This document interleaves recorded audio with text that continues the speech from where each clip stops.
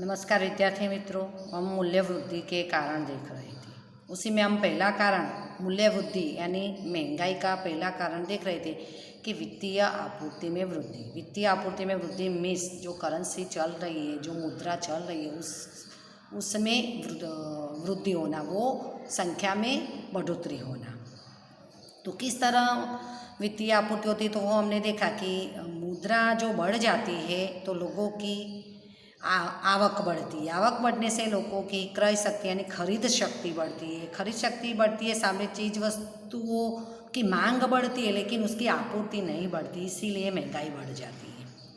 उसके अलावा हमने देखा कि सरकार योजनाकीय खर्च करती है, जैसे कि प्रशासनिक खर्च है, संरक्षण खर्च में कल्याणकारी योजनाएं, वो सब हम देख चुके। उसके पीछे खर्च करती है, तो उसके कारण वित्तीय करेंसी में वृद्धि होती है।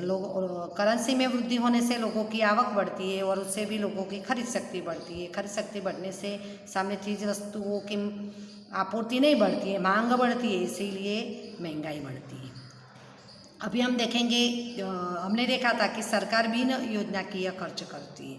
बिन योजनाकीय खर्च मीन्स उसमें से सरकार को फायदा प्रॉफिट नहीं होता है, जो प्रजा कल्याण के लिए होता है। जैसे कि वेतन वृद्धि करती है वो अपने सरकारी कर्मचारियों को, उनको बोनस भत्ता होता है, उसमें वृद्धि करती है, जिससे प्रजा की कर्मचारियों की आवक बढ़ती है, उसके पास मुद्रा अधिक आती है और सामने उत्पादन के साधनों के बदले में भी आय में वृद्धि होती है।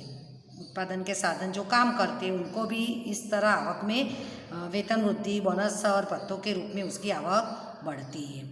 तो परिणाम स्वरूप उनकी खरीद शक्ति, क्रय शक्ति यानी खरीद शक्ति बढ़ती है। कुल मांग बढ़े और सामने कुल आपूर्ति में वृद्धि न हो, उससे भाव वृद्धि का जन्म होता है। कि कुल मांग बढ़ती है पर आपूर्ति चीज़ वस्तुओं और सेवा सामने नहीं बढ़ती है, तो उसके कारण चीज़ वस्तुओं और सेवाओं के भाव बढ़ते हैं। तो इस प्रकार मूल्य वृद्धि वित्त वृद्धि पूर्ति में वृद्धि का परिणाम है कि वित्त यानी करेंसी, मुद्रा, नाना, तो पैसों में वृद्धि होने के कारण भी ये महंगाई बढ़ती है। बैंक द्वारा ऋण पर ब्याज दर घटाकर, अभी हम लोगों के पास कुछ इन्वेस्टमेंट करना है, कुछ खरीदना है, तो हमारे पास पैसे नहीं है, तो हम बैंक से ऋण लेते हैं, लोन लेते हैं। तभी बैंक क्या करेगी, ब्याज दर घटा देगी। ब्याज दर घटा देगी, इसीलिए ज़्यादा लोग जो है वो क्या लेंगे, लोन लेंगे, तो उसकी नकद आरक्षित मुद्रा में वृद्धि करती है। और बैंक सरल शर्तों पर, मतलब एकदम ही, जिससे लोगों को कम ब्याज में की दर पर सस्ते कर्ज में लोन देती है। इसीलिए प्रजा के हाथ में, अभी प्रजा के पास पैसे नहीं होते, लेकिन बैंक कम ब्याज दर में लोन देती है, कर्जा देती है, तो लोग कर्जा लेते हैं। इसीलिए लोगों के पास मुद्रा की आपूर्ति बढ़ जाती है, करेंसी की आपूर्ति बढ़ जाती है, जिससे लोग चीज़ वस्तुएं सेवाएं वो खरीदते हैं, उसके कारण भी महंगाई बढ़ती है। तो पहला कारण देखा वित्तीय आपूर्ति में वृद्धि। वित्तीय आपूर्ति में वृद्धि यानी करेंसी में, मुद्रा में वृद्धि होना, और वो क्यों मुद्रा में वृद्धि होती है वो हमने देखा। अभी दूसरा महंगाई का कारण है जनसंख्या वृद्धि। वो तो स्वाभाविक है, हम सब जानते हैं कि जितने ज़्यादा लोग इतनी चीज़ वस्तुएं हमें ज़्यादा चाहिए। तो भारत में औसत हम देखें कि 1.9% की दर से जनसंख्या बढ़ती है, और हम सब जानते हैं कि भारत जनसंख्या वृद्धि दर में विश्व में दूसरे स्थान पर है, और आने वाले 2030-35 तक वो प्रथम स्थान पर भी आ सकता है। तो ये बात हमारे लिए गंभीर है।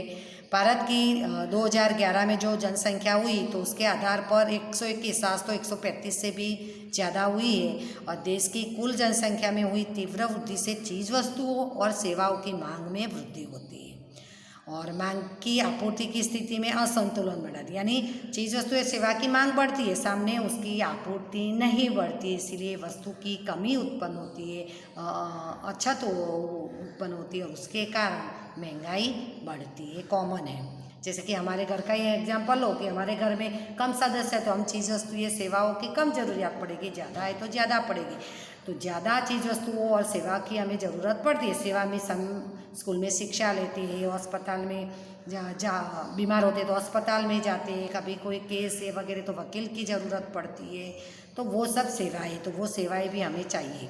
तो वो भी उसके लिए भी हमें उसका खर्च देना पड़ता है, तो वो हमें ज़्यादा उसके पीछे खर्च करना पड़ता है। सामने वो चीज़ वस्तुएँ सेवाएँ कम होती है तो चीज़ वस्तुओं के भाव बढ़ते हैं, वो तो कॉमन है, आप सब भी जानते हैं। अभी निर्यात में वृद्धि, विदेशी बाजार में देश की जो चीज़ वस्तु है उसकी मांग में वृद्धि होती है, हमारे देश की जो चीज़ वस्तु है वो विदेश में उसकी मांग रहती है। और सरकार द्वारा निर्यात बढ़ाने के लिए प्रोत्साहन, सरकार भी निर्यात बढ़े, हमने आगे भी देखा है कि निर्यात बढ़ने से हमें विदेशी मुद्रा प्राप्त होती है, जिससे देश के अर्थतंत्र के लिए भी वो अच्छी बात है। इसीलिए सरकार निर्यात में वृद्धि हो इसके लिए प्रोत्साहन देती है, निर्यात की जो प्रक्रिया है उसको सरल बनाती है, कस्टम ड्यूटी वगैरह भी कम करती है कि निर्यात बढ़ती है तो देश को भी फायदा होता है। तो उसके कारण चीज़ वस्तुओं की जो प्रोत्साहन, सरकार के जो प्रोत्साहन देती है उसके कारण निर्यात की जो चीज़ वस्तुओं की स्थानीय आंतरिक बाजार में उपलब्धता घटती है। अभी जो चीज़ वस्तुएं हैं वो हम विदेश में निर्यात कर देते हैं, बाद में हमारे यहाँ स्थानिक बाजार हैं जैसे कि सूरत है तो सूरत में, गुजरात में और पूरे देश में वो चीज़ की कमी हो जाती है, क्योंकि वो तो हम दूसरे देश में निर्यात कर देते हैं। तो वो चीज़ वस्तुओं की कमी होने के कारण भी जो चीज़ वस्तुओं की सामने मांग रहती है, क्योंकि स्थानीय बाज़ारों में भी हमारे यहाँ स्थानिक लोगों की भी मांग रहती है और जो आपूर्ति होती है वो हम दूसरे देश में निर्यात कर देते हैं, तो इसीलिए भी चीज़ वस्तुओं के भाव बढ़ते हैं। आगे का कारण है कि कच्चे माल की ऊंची कीमत पर प्राप्ति। अभी हम सब जानते हैं कि कोई भी धंधा, व्यवसाय, उद्योग है उसके लिए रॉ मटेरियल्स चाहिए, और अगर रॉ मटेरियल से महंगा मिलेगा तो चीज़ वस्तु ज़्यादा महंगी बनेगी। मानो कि कपड़ा बनाना तो उसके लिए रॉ मटेरियल्स के रूप में हमें रुई चाहिए, वो रुई ही व्यापारी जब खरीदता है तो उसको ऊंचे दाम पर लेना पड़ेगा, तो वो कपड़ा भी जब तैयार होता है तो कितनी सारी प्रोसेस में से वो कितना खर्च लगता है, तो वो और महंगा होता है।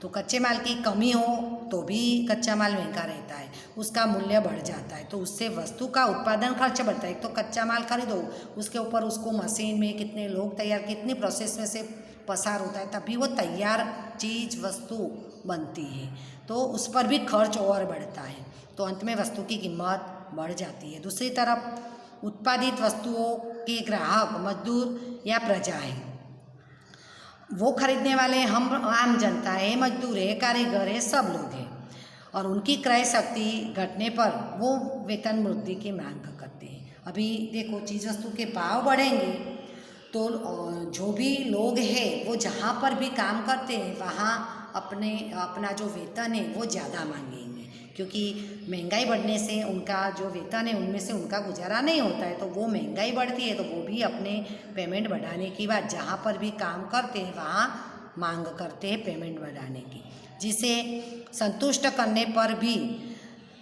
करने पर फिर से चीज़ वस्तुओं का उत्पादन खर्च बढ़ने से फिर से मूल्य होता। अभी मानो कि जो भी व्यक्ति कोई कारखाना में, उद्योग में, कोई मजदूर है, ऑपरेटर है, मैनेजर है, जो जिसकी पोस्ट है वो सब अपनी वेतन वृद्धि मांगते हैं। तो अभी पेढ़ी का मालिक है, कारखाना का मालिक है, उद्योग का मालिक है, उसको खुश करने के लिए जब कर्मचारी ज़्यादा पेमेंट मांगता है तो खुश करने के लिए, क्योंकि उसकी पेमेंट बढ़ाएगा तो वो भी अच्छे से काम करेगा, उसका उत्पादन भी बढ़ेगा, इसीलिए वो उसकी मांग स्वीकार करके उसका पेमेंट बढ़ाता है।